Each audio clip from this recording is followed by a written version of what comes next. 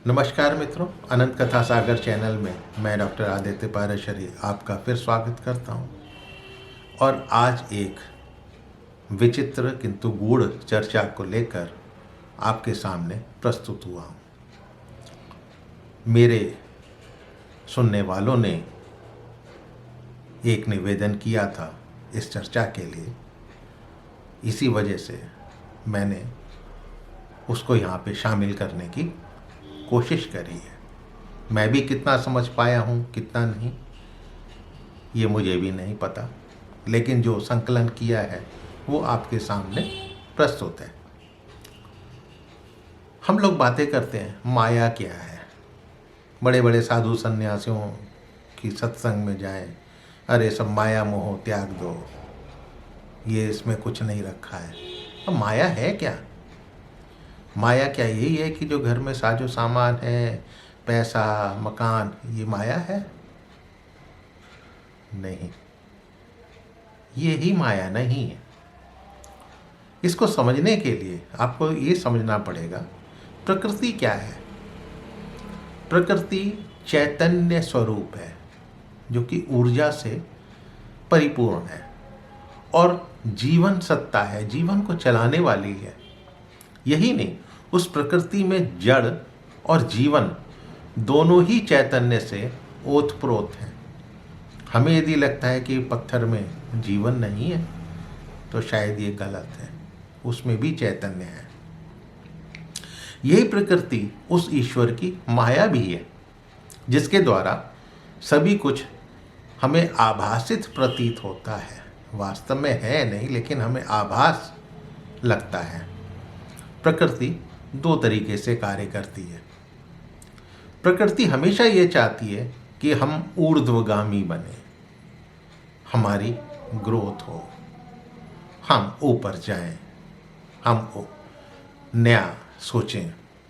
अतः विभिन्न घटनाक्रमों के द्वारा वो हमारा मार्गदर्शन भी करती है। ज्योतिष शास्त्र में रुचि रखने वालों को इसको और समझना पड़ेगा।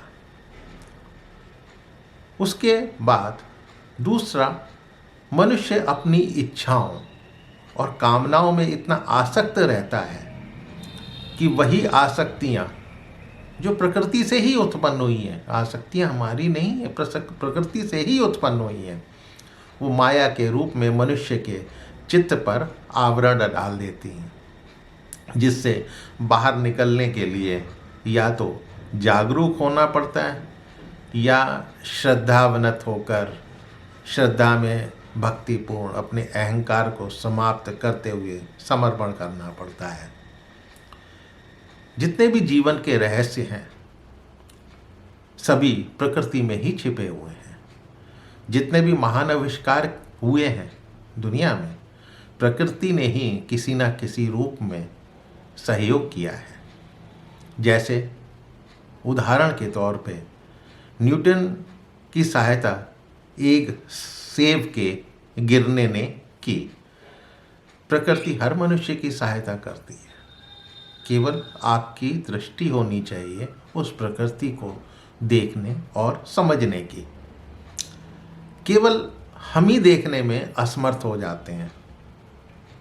इसीलिए ये कहा गया है तमसो मां ज्योतिर्गमया। बृहदारण्य उपनिषद में इस श्लोक का जिक्र है, अर्थात अंधकार से हमें प्रकाश की ओर ले जाओ। अंधकार यहाँ माया के आवरण का है। जब अर्जुन का मन बुद्धि में भ्रमित हो रहा था, जो शकुन अपशकुन निमित्त वो सब देख रहा था, जैसे उन्होंने कहा कि मेरे अंग शिथिल हो रहे हैं, मुंह सूख रहा है, मेरे शरीर में कंपन हो रहा है, गांडीव मेरे हाथ से फिसला जा रहा है, गिर रहा है, तो ये सब जब कृष्ण को बताया तो कृष्ण ने उनको सप्तम अध्याय में यही बताने की कोशिश करी है कि तुम जिस निमित्त को देख रहे हो वो विपरीत दिशा में देख रहे हो, वो केवल निमित्त मात्र है। ये सब भावावेश में देख रहे हो, तुम्हारे अंदर भावनाएं हावी हो चुकी हैं। मेरी ये गुणमयी देवी माया बड़ी दुरूह है जानने के लिए, अर्थात इससे पार पाना बहुत कठिन है। जो केवल मेरी शरण में होते हैं वो ही इस माया से तर पाते हैं। दैवी होशा गुणमयी मय माया दुर्तया मामेव ये प्रपद्यन्ते माया मेताम तरंती ते। अधिकतर माया शब्द का प्रयोग हम लोग करते हैं क्या? मिथ्या, भ्रांति, अज्ञान, अविद्या, इंद्रजाल, छल, कपट आदि के रूप में इसको हम देखने की कोशिश करते हैं। लेकिन यहाँ देवी शब्द से ये स्पष्ट हो जाता है कि माया ये ईश्वरीय ही रूप है और माया कुछ नहीं है, ये प्रकृति ही है। श्वेताश्वर उपनिषद इसकी पुष्टि करते हुए कहता है कि माया तु प्रकृतिम विद्यान मायिनम तु महेश्वरम तस्या वयव भूतैस्तु व्यापतम सर्वमिदम जगत। माया को तो प्रकृति ही समझना चाहिए और मायापति ईश्वर उसी के अंगभूत कारण रूप में वो जगत में व्याप्त है। उसी की वजह से ये सत्ता व्याप्त है। माया जो यथार्थतः विद्यमान है नहीं, किंतु विद्यमान जैसी प्रतीत होती है। मीयते अनया सा माया, यानी जिसको मापा जा सके वो माया है। ये भी कहा गया है ऋग्वेद के एक श्लोक में, यानी जिसको मापा जा सकता है। इसका मतलब यदि आज के संदर्भ में देखें तो जिसको हम भौतिक विज्ञान बोलते हैं या साइंस बोलते हैं, इतना लंबा है, इतना चौड़ा है, इतना भार है, इतना आयतन है, भांति भांति के सूत्र हम मापने की कोशिश करते हैं, वो तो माया है। यानी जिसको मापा नहीं जा सकता। इस ज्ञान से परे जो ये ज्ञान है, जिसको हम साइंस भी कहते हैं, इसके ज्ञान से परे जो बचता है वही सत्य है। ये ज्ञान, ये भी माया है, ये प्रकृति का ही रूप है, जिसको हमने शास्त्रों के रूप में परिभाषित किया हुआ है। जब गौतम बुद्ध को बुद्धत्व की प्राप्ति हुई तो किसी ने उनसे पूछा कि आपको मिला क्या? तो उन्होंने जवाब दिया कि प्राप्त तो कुछ नहीं था, प्राप्त तो कुछ भी नहीं हुआ, लेकिन जो था वो खो गया।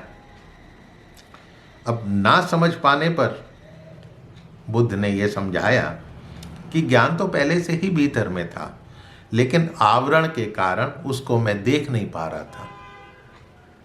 जैसे ही वो आवरण खो गया, मुझे उस ज्ञान की प्राप्ति हो गई, मुझे वो सब दिखने लगा। उद्दालक ऋषि, पहले भी मैंने एक वीडियो बनाया हुआ है। उद्दालक ऋषि के पुत्र का नाम था श्वेतकेतु और उनके शिष्य का नाम था कहोड़। अब कहोड़ को संपूर्ण वेदों का ज्ञान देने के पश्चात उद्दालक ऋषि ने अपनी रूपमती एवं गुणमती कन्या सुजाता का विवाह कर दिया उसके साथ। कुछ दिनों के बाद सुजाता गर्भवती हुई तो एक दिन कहोड़ वेद पाठ कर रहे थे तो गर्भ के भीतर से बालक ने कहा कि पिताजी, आप वेदों का गलत पाठ कर रहे हैं। ये सुनते ही कहोड़ क्रोधित हो गए और बोले कि तू 8 स्थानों से वक्र हो जाएगा, यानी टेढ़ा हो जाएगा। तू गर्भ से ही मेरा अपमान कर रहा है। अब शब्दों में गूढ़ अर्थ छिपा हुआ है, ध्यान से समझने की कोशिश कीजिए। अष्टवक्र का अर्थ है जो 8 प्रकार से वक्र हो, किंतु अष्टावक्र यानी अष्ट जमा अवक्र का अर्थ होता है जो 8 प्रकार से वक्र नहीं हुआ है। यानी अष्टवक्र और अष्टावक्र ये दोनों एकदम पूरब और पश्चिम की तरह शब्दों का अर्थ रखते हैं। प्रकृति ने माया के द्वारा 8 प्रकार से मनुष्य की चेतना को आच्छादित यानी ढक कर रखा हुआ है। पंच तत्वों से उत्पन्न 5 ज्ञानेंद्रियां, मन, बुद्धि और अहंकार, ये सब माया के 8 प्रकार हैं। हम सब इस माया में ही फंसे हैं। अतः सभी अष्टवक्र हैं। जिन्होंने इस 8 प्रकार की माया को पार कर लिया वो अष्टावक्र कहलाते हैं। तो यानी जो हमें दिख रहा है वो प्रकृति ही है। इस माया प्रकृति की ही देन है। तो जहाँ तक मैं समझ पाया, जहाँ तक मुझे थोड़ा बहुत इधर उधर से पढ़ने की कोशिश करी, मैंने आपके सामने उसको रखने की चेष्टा करी है। और एक साइंस का, विज्ञान का विद्यार्थी होने के कारण ये अवश्य कहना चाहूँगा कि हकीकत ये है कि जो ज्ञान है, विज्ञान अलग है। ये शास्त्र हैं जो हम पढ़ते हैं, भौतिक शास्त्र, रसायन शास्त्र, वनस्पति शास्त्र, जंतु शास्त्र, ये शास्त्र हैं, यही ज्ञान है। लेकिन ज्ञान से परे हम जब जाने की, उसको देखने की कोशिश करते हैं, वही विज्ञान है, वही सत्य है। तो ज्ञान वो माया है। और ज्ञान किस पर आधारित है? हमारी 5 इंद्रियों पर। इसलिए हम इसको मापने की कोशिश करते रहते हैं। इसीलिए जैसा कि मैंने पहले बताया कि जिसको मापा ना जा सके वही सत्य है, वो माया से परे है। तो मित्रों, हो सकता है आज की चर्चा आपको पसंद आई हो। यदि पसंद आई हो तो अपने इष्ट मित्रों से इसको शेयर अवश्य करने की कोशिश कीजिए। फिर मिलता हूँ किसी नए चर्चा, किस्से, कथा, कहानी के साथ। हाँ, मेरे चैनल को सब्सक्राइब करना मत भूलिएगा। नमस्कार।